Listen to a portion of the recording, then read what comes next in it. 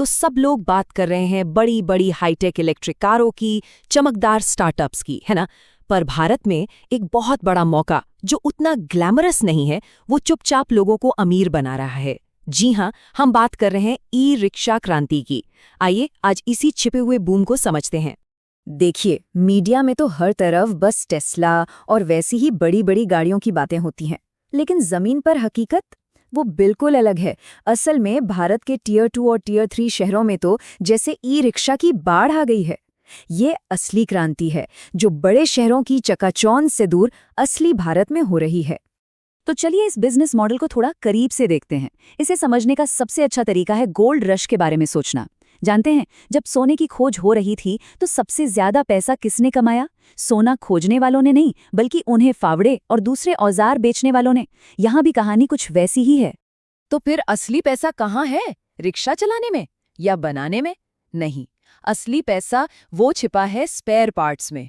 जी हाँ, इस पूरे इकोसिस्टम का सबसे मुनाफे वाला हिस्सा यही है, जहां मार्जिन भी तगड़ा है और सामान भी हाथों हाथ बिकता है। अब सवाल ये उठता है कि इन स्पेयर पार्ट्स की इतनी डिमांड है क्यों? मतलब ये कभी ना खत्म होने वाली मांग आखिर आती कहाँ से है? चलिए इसके पीछे की वजहों को समझते हैं। जरा सोचकर देखिए, एक ई रिक्शा दिन में करीब 10 से 12 घंटे चलता है, और वो भी कहाँ? हमारी टूटी फूटी भीड़-भाड़ वाली सड़कों पर। अब जाहिर सी बात है, इतना चलने पर तो गाड़ी पर जबरदस्त लोड पड़ेगा ही, और पार्ट्स तो जल्दी घिसेंगे ही। और बात सिर्फ छोटे-मोटे पार्ट्स की नहीं है। सबसे बड़ा और सबसे महंगा पार्ट क्या है? बैटरी। और उसकी भी उम्र सिर्फ 6 से 8 महीने होती है। मतलब हर 6 से 8 महीने में ये सबसे बड़ा खर्चा दोबारा होना ही होना है। ये सप्लायर के लिए एक तरह से पक्की कमाई की गारंटी है। तो इतना ज्यादा इस्तेमाल, पार्ट्स की छोटी लाइफ, इसका नतीजा क्या होगा? बिल्कुल साफ है, गाड़ी लगातार खराब होगी, मरम्मत की जरूरत कभी खत्म ही नहीं होगी। ये एक ऐसा चक्र है जो चलता ही रहता है। तो कौन से पार्ट्स हैं ये? Battery, tyre, rim, motor controller, brake pad. ये वो सामान है जो सबसे तेजी से बिकता है। यही इस पूरे बिजनेस की नींव है। और सबसे बड़ी बात जानते हैं क्या है? इन चीजों के लिए मार्केट में कोई भरोसेमंद, ऑर्गेनाइज्ड लोकल सप्लायर है ही नहीं। बस यहीं पर एक बहुत बड़ा मौका छिपा है। ठीक है, मौका तो दिख गया, पर अब सवाल ये है कि इस मार्केट में घुसा कैसे जाए, वो भी बिना बहुत सारा पैसा लगाए। इसका जवाब है एक स्मार्ट, कम लागत वाले बिजनेस मॉडल में। आइए इसी ब्लूप्रिंट को समझते हैं। अब देखिए, यहाँ 2 रास्ते हैं।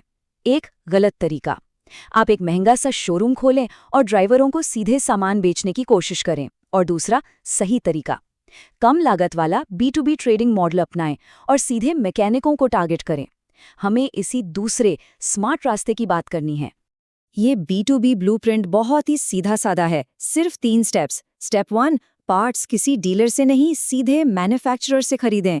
स्टेप 2, शुरुआत करने के लिए कोई बड़ी दुकान नहीं, अपने गैरेज जैसी छोटी जगह भी चलेगी। और स्टेप 3, अपना ग्राहक ड्राइवरों को नहीं, बल्कि लोकल मैकेनिकों और फ्लीट मालिकों को बनाइए। पर आखिर ये मॉडल इतना कामयाब क्यों है? इसमें ऐसी क्या खास बात है?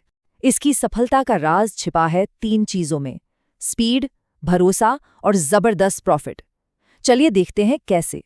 इस एक लाइन में इस पूरे बिजनेस का राज छिपा है। देखिए, मैकेनिक को किसी बड़े ब्रांड के नाम से कोई लेना देना नहीं है। उसके लिए तो एक ही चीज मायने रखती है, कौन सबसे तेजी से पार्ट पहुंचा सकता है। उसके लिए समय ही पैसा है। अगर उसका रिक्शा 1 घंटा भी खड़ा रहता है तो उसका नुकसान होता है। तो जो सप्लायर घंटे भर में पार्ट दे देगा, बिजनेस उसी का है। स्पीड ही यहाँ सब कुछ है। स्पीड की बात तो ठीक है, लेकिन पैसा, असली मुनाफा कहाँ से आता है इस मॉडल में? चलिए अब जरा इसके गणित को भी समझ लेते हैं। ये रहा जवाब। जब आप पार्ट्स सीधे मैन्युफैक्चरर से बल्क में खरीदते हैं तो आपको बहुत सस्ते मिलते हैं। फिर जब आप इन्हें लोकल मैकेनिक को बेचते हैं तो आप आराम से 20 से 30% का मार्जिन रख सकते हैं। ये पूरा का पूरा वॉल्यूम का खेल है। जितना ज्यादा बेचेंगे उतना ज्यादा कमाएंगे। और कहानी यहीं खत्म नहीं होती। ये सिर्फ एक छोटी सी दुकान या गैराज का बिजनेस नहीं है। इस मॉडल में इतनी ताकत है कि इसे एक छोटे से ऑपरेशन से एक बहुत बड़े डिस्ट्रीब्यूशन एम्पायर तक पहुंचाया जा सकता है। इसका रास्ता भी बिल्कुल साफ है। देखिए, शुरुआत में फाउंडर यानी आप सब कुछ खुद करते हैं। माल खरीदना, डिलीवरी करना, सब कुछ। फिर आप एक छोटी सी डिलीवरी टीम रखते हैं। उसके बाद आप पूरी सप्लाई चेन को सिस्टमैटिक बना देते हैं। फिर आप आसपास के शहरों में फैलते हैं और देखते ही देखते आप एक मल्टी करोड़ डिस्ट्रीब्यूशन नेटवर्क को मैनेज कर रहे होते हैं।